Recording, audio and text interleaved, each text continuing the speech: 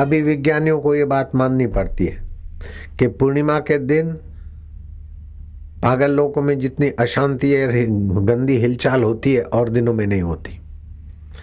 समुद्र तटवर्ती इलाकों में अमावस्या, पूर्णिमा और अष्टमी को जो भरती ओट का प्रभाव देखा जाता है, और दिनों में नहीं होता।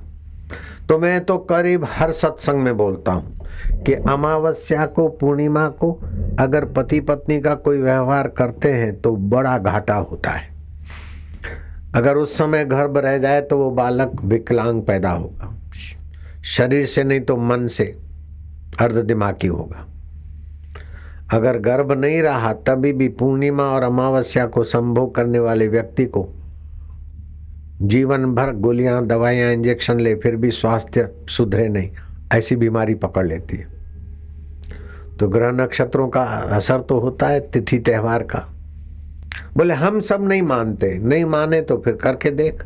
भादरवा शुद्ध चौथ के चांद का दर्शन कर, फिर नहीं मानने वाले को तौबा करनी पड़ेगी। कोई बोलता ना हम ये सब नहीं मानते, तो बोले ठीक है, भादरवा शुद्ध चौथ को चांद देख ले खाली। तो श्री कृष्ण ने देख लिया तो उसको श्री कृष्ण जैसी विभूति को स्वांतिक मणि चुराने का कलंक लगा। यहाँ हरिद्वार में मायापुर पुल है, भाटिया भवन के थोड़ा इधर, वहाँ बिरला घाट नाम की जगह है। वहाँ घाट वाले बाबा रहते थे और मेरे बहुत स्नेही थे।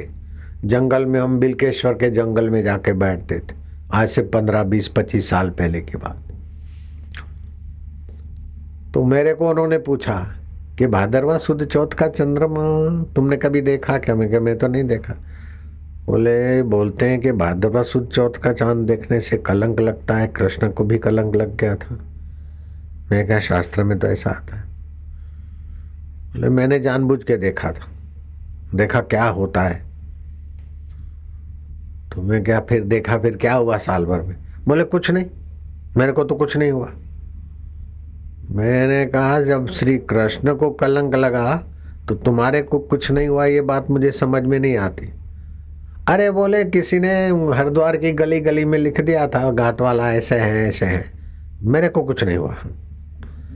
ऐसे ऐसे मतलब बहुत गंदे शब्द में बोल नहीं सकता हूँ। व्यभिचारी हैं, फलाने, वो महान ऊंचे संत थे, लेकिन किसी को ये सूझा तो गली गली में पूरे हरिद्वार में लिख दिया, मेरे को तो कुछ नहीं हुआ। तो वो जहां थे वहां तो कुछ नहीं होता ब्रह्म में, लेकिन व्यवहार में तो हुआ न। भगतों की श्रद्धा हिल गई, हरामी लोगों का कुछ संकल्प सफल हो गया। हो गया तो हो गया, मेरे को क्या है। तो वो तो भाई ब्राह्मी स्थिति आपकी, लेकिन व्यवहार में तो हुआ नहीं। इतने ऊंचे कोटि के त्रिगुणातीत संत थे, बहुत अच्छी स्थिति थी, वहां के लोग पहचान नहीं पाए। हरिद्वार के ही लोगों ने उनका खिलाफत सुनी तो फिर वो फायदा क्या लेंगे। तो मैं तो कहता हूँ किसी का पैर तोड़ देना पाप तो है, हाथ तोड़ देना, सिर तोड़ देना पाप है, अपराध है, लेकिन उससे भी लाखों गुना बड़ा अपराध है किसी की श्रद्धा तोड़ने की कुचेष्टा करना। उनको बड़ा भुगतना पड़ता है। उसी श्रद्धा के धागे से जीव दुखों से पार होकर परब्रह्म परमात्मा तक जा सकता था। संतों में श्रद्धा होती है तो आदमी विकारी जीवन से, शराब से, कबाब से, दुराचार से बचता है। अपने 2 बच्चों को हम संभाल नहीं सकते और संत लाखों लाखों करोड़ों करोड़ों बच्चों को और बच्चों के बापों को संभालते। ऐसे संत और समाज के बीच श्रद्धा तोड़ने का जो जघन्य अपराध करते हैं, उनको तो बेचारों को न जाने कितना कितना भुगतना पड़ेगा। मैं श्राप नहीं दे रहा हूं, उनके प्रति नाराजी व्यक्त नहीं कर रहा हूं, सहानुभूति व्यक्त कर रहा हूं कि भाई साहब बच जाओ तो अच्छा है। अब मेरे पास तो ग्राहकी बढ़ती रहती है, आप कितना भी बोलते तो उधर तो जिसको अनुभव हुआ वो अपना अनुभव उनका बढ़ा कि आपका कुप्रचार बढ़ा। तो कबीर जी ने ऐसे लोगों पर कृपा किया। कबीर ने कहा कबीरा निंदक ना मिलो, बोलो कबीरा निंदक ना मिलो, पापी मिलो हजार। कबीरा निंदक ना मिलो, पापी मिलो हजार।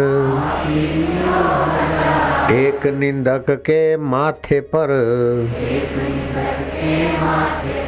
लाख पापिन को भार।